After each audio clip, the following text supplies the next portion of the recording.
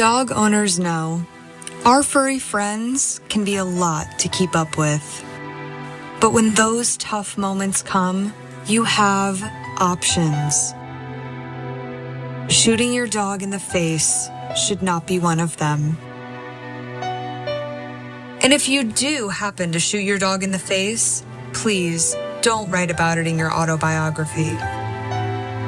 This has been a public service announcement directed at any Republican who may be considering murdering their dog.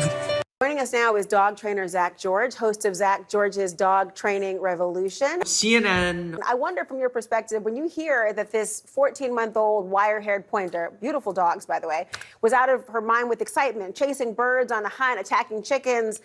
I wonder what you made of that.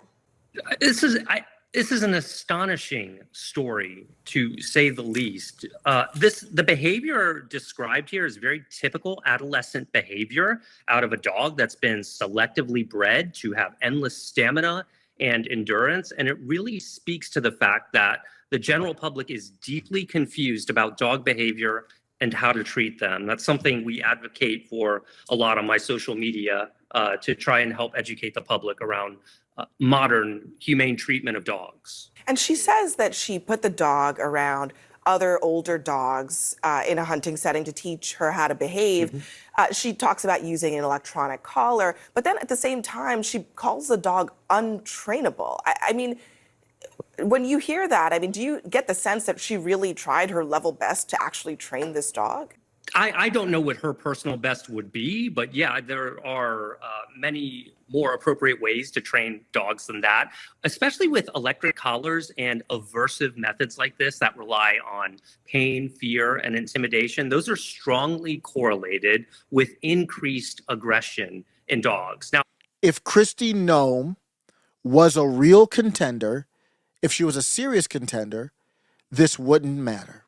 Middle MAGA. If Kristi Noem was intended to be a sabotage on Trump, what would she be doing differently? I'm not partaking in that nonsense of post a picture of your dog if you haven't shot it. Growing up, we had a bull mastiff. We got him from a farm. We know that the farmer, when the dad of our dog got too old, he was a 240-pound dog, he took him over to a hole and he shot him and put him in the hole because the dog was too big and too heavy to move.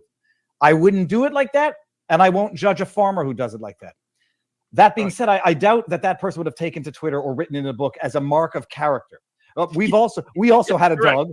Most people don't go around bragging. I mean, when farmers or others have to put a dog down, it's not something they go around and brag about in a book and brag about in social media. But here's the thing about the controversy with the governor, Kristi Noem. If you don't know, she put in her book a story about having to put down her dog. And it's just weird. I mean, that's just the bottom line of it. There's no really more to the story other than that. It's just people were surprised that this is what she thought was going to be a good story for her. And I don't know why she thought this was going to be a good story. See, in her memoir titled No Going Back, The Truth on What's Wrong with Politics and How We Move America Forward, just a typical corny book release from these shills. There's nothing special about her. I have looked into her. The homie Ray Studios and we talked about her a while back, and I was like, I don't know much about her. And I looked more into her, and she's the same. She touts they all tout the country over there, but beyond that, she's an empty suit. There's nothing that she provides. It's not like Vivek Ramaswamy. When he speaks, you're like, wow, I never really heard it like that before. Or even J.D. Vance, who is, pretty buttoned up, but he will talk to anybody. He'll go on Twitter Spaces where there's risks. You're talking, you don't have your talking points in front of you necessarily. She doesn't do any of that. She's just buttoned up, straight up, talking points tied into everything. So when she does that, she has a book that's vetted. She recounted an incident where she shot Cricket, a 14-month-old wire-haired pointer.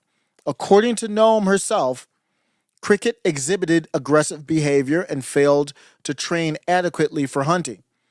During a hunting trip, Cricket supposedly became overly excited, attacked a family's chickens, and subsequently bit Noem when she tried to intervene. So this is a story that you wouldn't expect somebody to really be telling. Nobody asked about it. Noem defended her actions by stating that such tough decisions are routine on farms and that the law in South Dakota allows for the euthanasia of animals that threaten livestock. I don't even think people are arguing that part of it. They're just wondering why you told us. She emphasized her direct involvement in the decision as part of her ethical responsibility, portraying it as a hard but necessary choice given the circumstances. What this reminds me of is Mitt Romney. Mitt Romney, I'll never forget this. I don't have the clip. I remember watching this when it happened, when he was running against Barack Obama. I think it was a debate. He's on stage, and Mitt Romney says, they ask him a great question. They asked Mitt Romney, what kind of hardship have you gone through in your life? And he kind of short circuits. Like he doesn't have an answer. And I was like, man, I mean, it's good life. I'm not saying that you don't even have to have hardship. I'm just saying, man, you didn't have anything that you can even go to as hardship in your life. He wasn't prepared for the question. He didn't have an answer to the question because he didn't have any hardship. And looking at Kristi Noem's story, the hardest story that she can have is that. She couldn't find a story of hardship. She couldn't find a story of her having to make a tough call. So she had to talk about that story. That's why it came up. And my final thought on it is people made a big deal out of it, and I don't know why people are talking about it. It's weird, but I don't understand why it blew up. I think what's going on is we're coming up close to the convention. People are jockeying for a VP. Who's going to be VP? Who's not going to be VP? Is it going to be J.D. Vance? Is it going to be Tulsi Gabbard? Is it going to be who is this? Who's that? Is it going to be Tim Scott? Ron DeSantis and Trump met. Yeah, we'll do a video on that. So it's not going to be them. Spoiler alert, I don't think that's happening, but we don't know.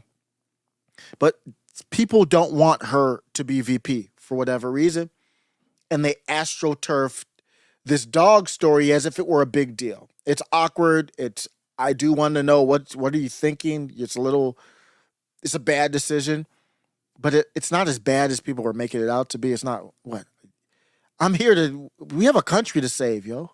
I don't give a damn about her putting down her dog. That's not going to be, like I said, if young Nick told the exact same story, I wouldn't even blink an eye. I'd be like, okay, and when is he age eligible to be president? That would be my next thought. When is he eligible to be VP? When is he eligible to be president? Because he could get my vote. If Kristi Noem was a real contender, if she was a serious contender, this wouldn't matter. Middle MAGA.